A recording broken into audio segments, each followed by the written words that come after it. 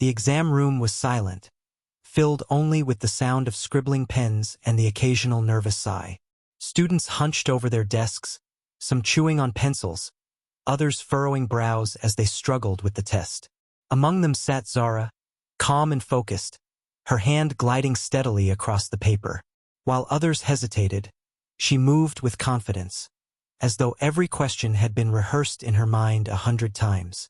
When the final bell rang, students let out relieved groans, stretching and whispering about how difficult the test had been. Zara, however, neatly stacked her papers, gave a polite nod to her teacher, and slipped out with quiet dignity. 2 days later, when test results were returned, the classroom erupted. Many students had failed or barely scraped by, but at the top of the grade sheet, highlighted in bold, was Zara's name with a perfect score. Gasps and murmurs spread like wildfire. 100%? One boy whispered. That's impossible. Another scoffed. No one ever scores that high on Mr. Grayson's tests. Mr. Grayson, the stern history teacher, stood at the front with the papers in hand. His expression was unreadable, but his sharp eyes kept darting toward Zara. When the chatter died down, he cleared his throat. Class, I'd like to make an announcement. The students quieted, sensing something dramatic was coming. Grayson's gaze locked on Zara.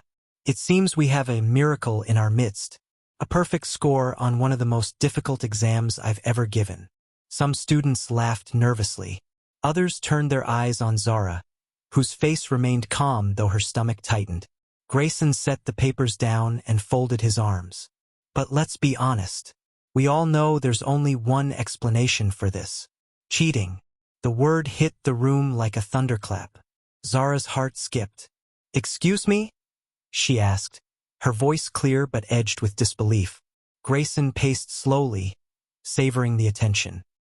You expect me to believe that a transfer student, new to this school, unfamiliar with my methods, suddenly outperformed everyone, including students who've been here for years? No, that doesn't happen. Not without dishonesty. Whispers turned to murmurs of agreement. Some students smirked, glad the spotlight was off them. Others looked uncomfortable but said nothing. Zara rose from her seat, her voice firm. I studied every chapter, every note, every lecture. I earned that score. Grayson narrowed his eyes. Or you found a way to steal the answers. The tension in the room was suffocating. No one moved. No one spoke. Zara stood tall, her pride refusing to bend under the weight of false accusation. If you think I cheated, she said evenly, then prove it. Her words hung in the air, sharp and unshakable. Grayson smirked, convinced he had the upper hand. Oh, I intend to. What neither he nor the students knew was that the truth, once revealed, would shake the entire school and leave Grayson regretting every word. The tension from that classroom accusation didn't fade. It spread. By the next morning, whispers followed Zara down every hallway. Some students pointed, others giggled, and a few outright muttered that she had cheated her way to the top. It stung, but Zara carried herself with quiet dignity. She knew the truth, and she refused to let lies shake her. Word of the accusation reached Principal Dean, a man respected for his fairness. He summoned both Zara and Mr. Grayson to his office the following afternoon. The room was thick with unease as Zara sat across from her teacher, who looked far too confident for someone throwing baseless claims. Mr. Grayson, the principal began calmly, you've accused Miss Zara of academic dishonesty. Do you have evidence? Grayson leaned back, arms crossed. Her score is the evidence. No one has ever gotten 100 on one of my exams. It's statistically impossible. She had to have cheated. Zara clenched her fists but stayed silent, her eyes fixed on the principal. Dean's gaze was sharp. Accusations without proof are serious, Mr. Grayson. Luckily, we have cameras. Grayson blinked, momentarily thrown. Cameras. The principal gestured to the corner of the office where a monitor Saturday. Our classrooms are equipped with CCTV for exam security. Let's see what really happened. The footage began to play. The room was silent except for the faint hum of the projector. It showed the test day from start to finish. Students fidgeted, whispered, and occasionally glanced around nervously. But Zara? She sat upright, head down, pen moving steadily across the paper. Not once did her eyes wander. Not once did she peek at another's work or fumble suspiciously. She didn't even look up when the teacher left the desk for a brief moment. She was entirely focused, her confidence radiating even on the grainy screen. When the clip ended, the truth was undeniable. Principal Dean turned to Mr. Grayson, his tone sharp. It seems Zara didn't cheat.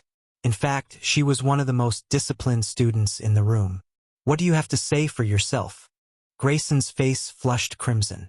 He stammered, There must be some mistake. Perhaps she memorized the... Enough! Dean interrupted firmly. Your bias is clear. You saw a bright student succeed and assumed dishonesty because it didn't fit your expectations. That is unacceptable. He looked at Zara, his expression softening. Zara, not only will your score stand, but I am proud to inform you that your performance qualifies. You for a full academic scholarship, funded by the district. Congratulations. Zara's eyes widened, her heart swelling with pride. The very accusation meant to tear her down had propelled her to recognition. Grayson, on the other hand, was suspended pending further review. For the first time, the arrogant teacher was forced to sit in silence, his authority stripped by the very truth he had tried to bury. Zara left the office taller than she had entered, her head high, knowing her integrity had spoken louder than any rumor. Though the principal's decision cleared her name officially, the whispers in the halls didn't vanish overnight. Rumors had a way of sticking, and not everyone was eager to let go of their suspicions. By lunchtime, Zara could feel the eyes on her as she carried her tray through the crowded cafeteria. At one corner table, Logan, a boy who had barely scraped a passing grade, snickered loudly. Sitting beside him was Macy, one of Belle's old friends, who thrived on gossip.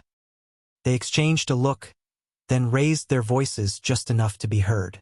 Guess studying means memorizing the answer sheet these days, Logan muttered. Macy smirked, adding, I wonder who slipped it to her. Maybe the principal? After all, he seems awfully fond of her. Their laughter was sharp, designed to cut. A few nearby students chuckled nervously, while others glanced away, uncomfortable but unwilling to get involved. Zara placed her tray down calmly at an empty table, ignoring the jabs. But Logan wasn't satisfied. He stood, striding over with exaggerated steps, and leaned down toward her. So, genius, tell me, how does it feel to cheat your way to a scholarship? Bet it's nice knowing you'll coast through while the rest of us actually work for our grades. Zara looked up, her eyes steady, her voice even. You call it cheating. I call it preparation. Maybe if you spent less time mocking others and more time opening a textbook, you wouldn't be so bitter. A ripple of laughter broke out from a nearby table. Logan's face flushed red. He wasn't used to being challenged, especially not by someone who refused to flinch. Macy quickly jumped in, her tone dripping with mockery. Don't get too confident, Zara. People like you always slip up eventually. One mistake, and everyone will see who you really are. Zara rose to her feet slowly, the room growing quieter as more students turned to watch.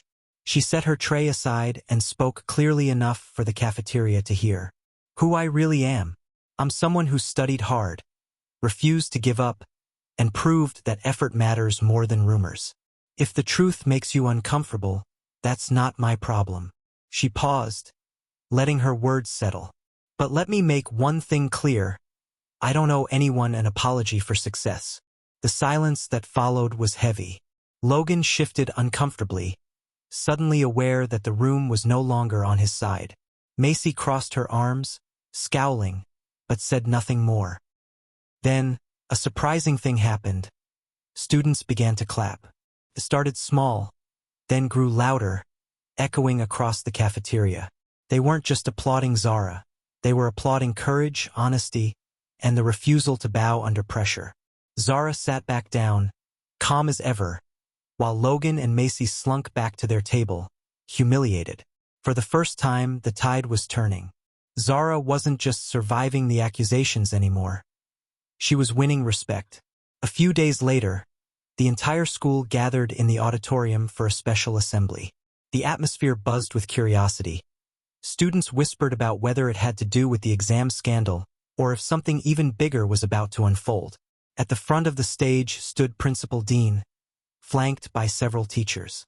His expression was calm but resolute as he stepped up to the microphone.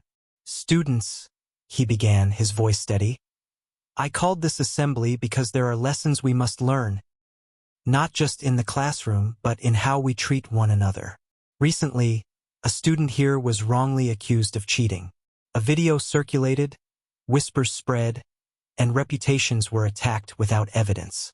But thanks to our security system and a full investigation, the truth came out." The murmurs quieted. Many already knew he was talking about Zara, but hearing it addressed so directly made the moment feel heavy. Dean gestured toward Zara, who sat quietly in the front row. "This student, Miss Zara, achieved a perfect score on one of the most difficult exams given in this school. Not because she cheated, but because she worked tirelessly. Her dedication should inspire us, not provoke jealousy or suspicion." Students turned their heads toward Zara. Some looked guilty, others impressed, and a few smiled encouragingly. The principal continued, his tone sharpening. "Let me also make something clear. Spreading lies, making baseless accusations, and targeting students because of who they are will not be tolerated in this school. Education should be a place of encouragement and fairness, not envy and discrimination." Then, with a proud smile, he held up a certificate. "It is my honor to award Zara the District Academic Scholarship for Excellence. She has not only proven her brilliance, but also her resilience in the face of unfair doubt." Applause erupted across the auditorium, louder than anyone expected. Even students who had once whispered against her clapped now, their voices drowned out by the thunder of approval. Zara walked up to the stage gracefully, accepting the certificate with steady hands. She didn't boast or gloat. She simply offered a small bow of gratitude before speaking briefly into the microphone. "Thank you," she said softly but firmly. "I didn't ask for attention, and I didn't come here to be the center of rumors. I just wanted to learn, to grow, and to prove that hard work matters. I hope this reminds all of us that the truth always finds its way out, no matter how loud the lies are." The applause grew even stronger, echoing against the walls of the auditorium. As Zara returned to her seat, she felt something shift. The same hallways that once whispered against her would now carry a different story, of a girl who refused to break under false accusations, who stood tall, and who showed everyone that dignity and perseverance were stronger than gossip. For the first time since she entered the school, Zara felt she truly belonged.